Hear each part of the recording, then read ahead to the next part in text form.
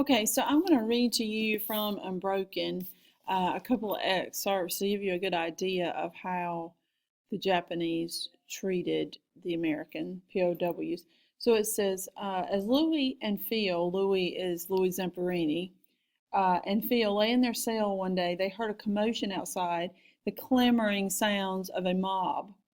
Then faces pressed into Louis's door window, shouting. Rocks started flying in. More men came, one after another, screaming, spitting on Louis, hitting him with rocks, hurling sticks like javelins. Down the hall, the men were doing the same to Phil. Louis balled himself up at the far end of the cell.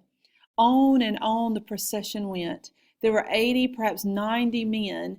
Each one spent 30 seconds attacking the captives. At last the men left. Louis sat in pools of spit and jumbled rocks and sticks, bleeding. Okay, there's another one. It says Louis and Phil were ordered to lie down. The doctors pulled out 2 long hypodermic syringes and filled each with a murky solution. Someone said it was the milk of green coconuts, though whether or not that was true remains unknown. The Japanese doctors, said that they were about to do something that would be good for the prisoners. If the solution worked as they hoped, improving their condition, it would be given to the Japanese troops, they were told. The doctors turned the captives' hands palm up and swabbed their arms with alcohol. The needles slid in, the plungers depressed, and the aides clicked stopwatches. The doctors told the captives to describe their sensations. For Louis, within seconds, the porch started gyrating that he was on.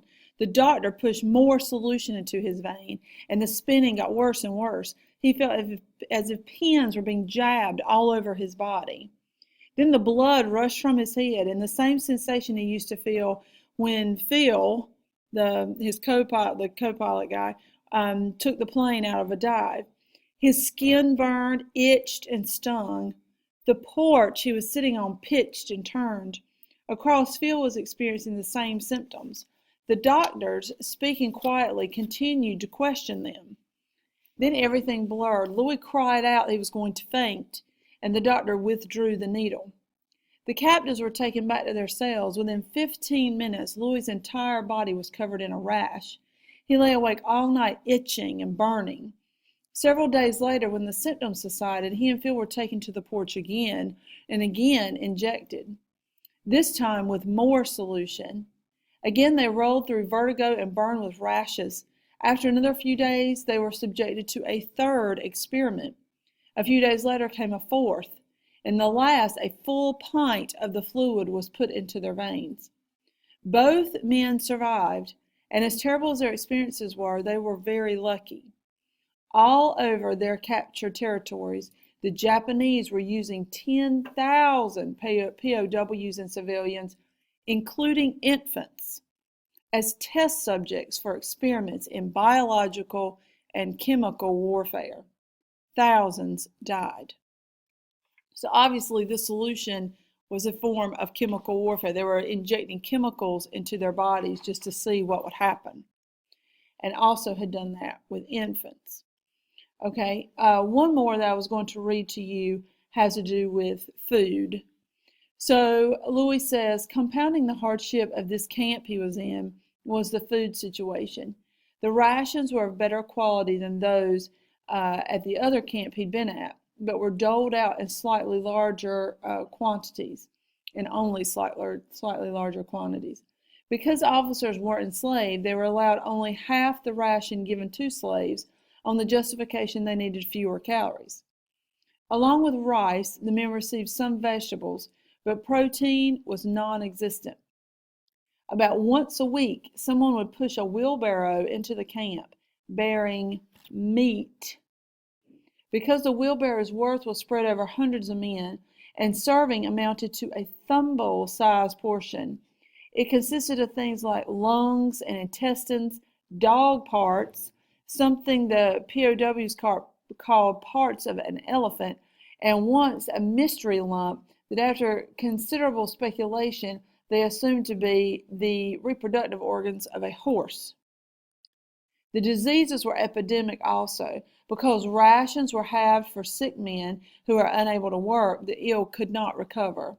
Men had dysentery, which was basically diarrhea, followed swallowing lumps of coal or burnt sticks to slow the digestive waterfall.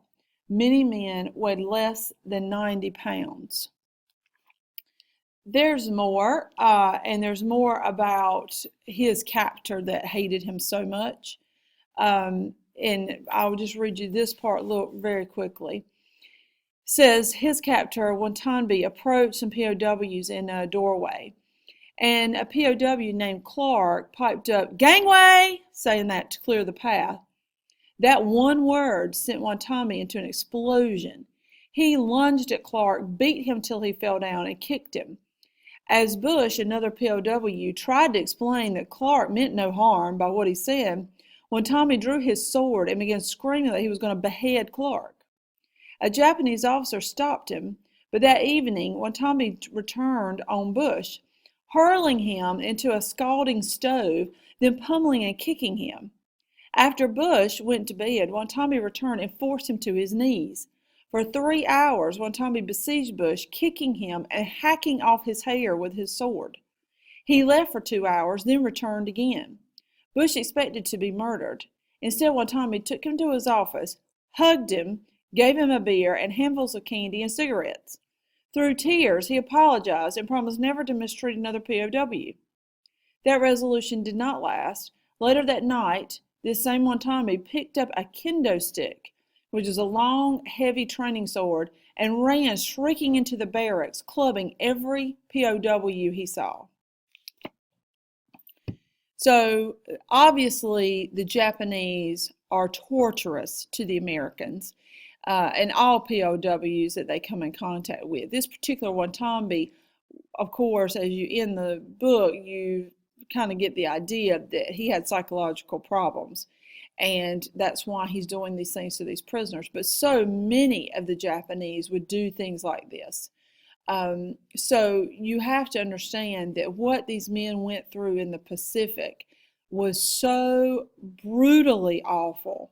If they survived the nightmares and just the depression and all kinds of problems they're going to bring home with them, many times are insurmountable. So it's really bad. So I just wanted you to hear that part of his story, and maybe that'll help you understand a little bit more about how the Japanese operated against the Americans.